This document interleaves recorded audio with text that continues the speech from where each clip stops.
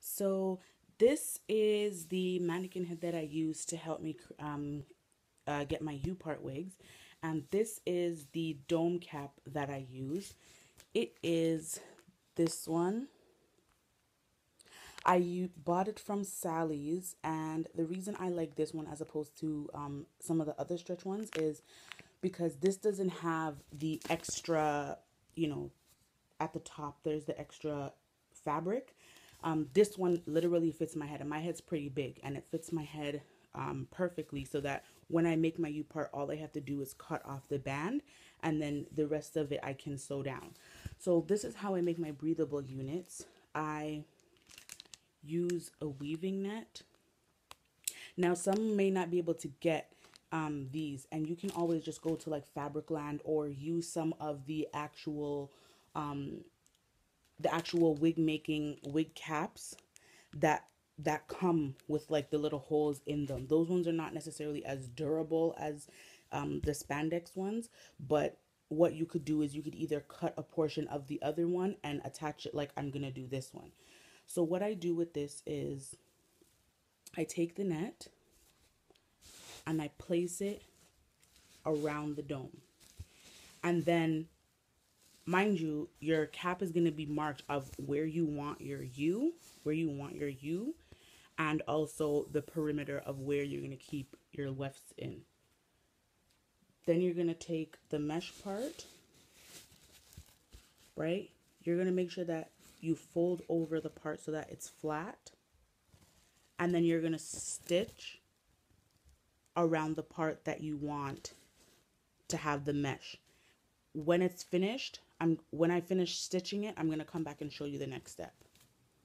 So this is what it looks like once you cut off the section where you're going to put the mesh. And like I said before, remember to make sure that you leave the space out for the U part, the actual U part, and make sure that there's enough room in between the U part and where the mesh is going to go so that they're not touching, just in case you're going to stitch. And you also want hair to go in between the U part and the meshing. Okay guys, so this is the finished product of what it looks like. So just a bit of a close-up for you guys. You can see that it's stitched right along the edge. Now to achieve this, what I did is, as you saw before, I actually cut the piece of the dome cap out, and I took that piece of the dome cap out and I measured it against the mesh. This mesh is doubled in order for it to be a lot more durable. I doubled the mesh. And also, when I was measuring the mesh piece, I made sure that I did it about 2 inches bigger than the piece of the dome cap that I cut. Because as you know, the dome cap has a lot more stretch. So there's a lot more, give and take in regards to when you're sewing the weft. But with the mesh, there is no give and there is no take. There's no stretch, there's no nothing. So you have to make sure that you sew it a little bit bigger so that your unit doesn't end up being too small for your hair, for your head. And especially if you're gonna leave a little bit of hair out, you don't want any tension on your edges. So you want to make sure that the unit is sorry about that guys, you want to make sure that the unit is big enough to fit around your head and just be snug and not too tight. So as you can see, I just did my outline with the concealer. And also, I just wanted to make sure to let you guys know too, this is very important, that you make sure to pull your cap down all the way on your mannequin. Now, once you've measured on your head where it is, or you might know your measurements, once you know where the outline is, it won't really matter how far you pull this down. But the purpose of this is so that you don't have any excess hair material up here that will cause problems again with making your unit too small for your head. You want to make sure that it's stretched out. That way, when it comes time to cutting off the band and everything, there won't be that much material up here that you'll either have to adjust and cut, or you'll either have to use the weft to hide the material. So yeah, this is how I make this. This is really good for the summertime, for when, sometimes you have curly hair that is really, really, really thick, or you have wavy hair, that's what most people sport in the summertime. This is really, really, really breathable, and it might look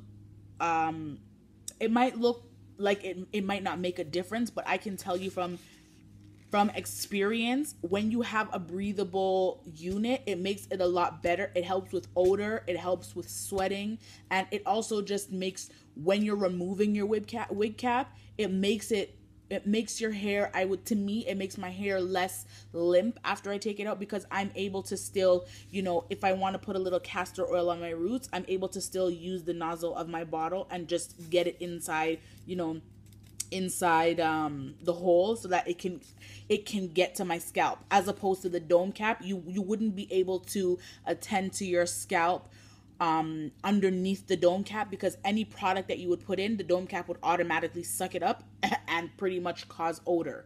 So that's why I really, really, really, really love this.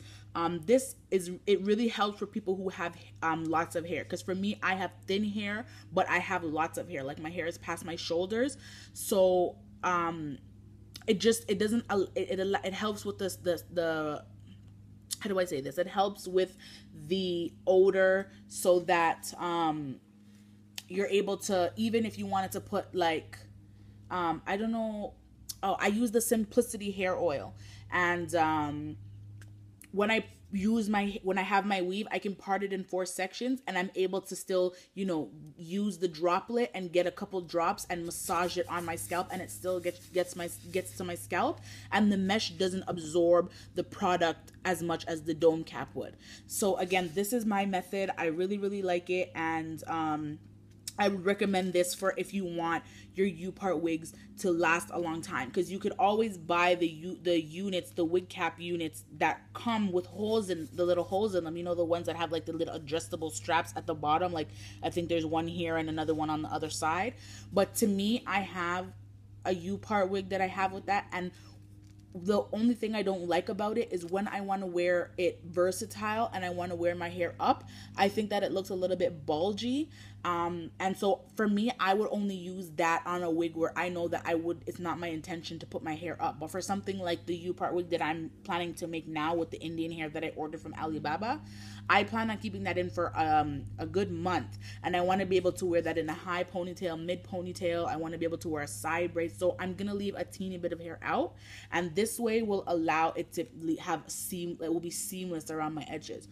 So look out for that video with me showing you what my final U-part wig looks like. All right. Thanks, guys. I hope this video helped on how to make the breathable U-part wigs.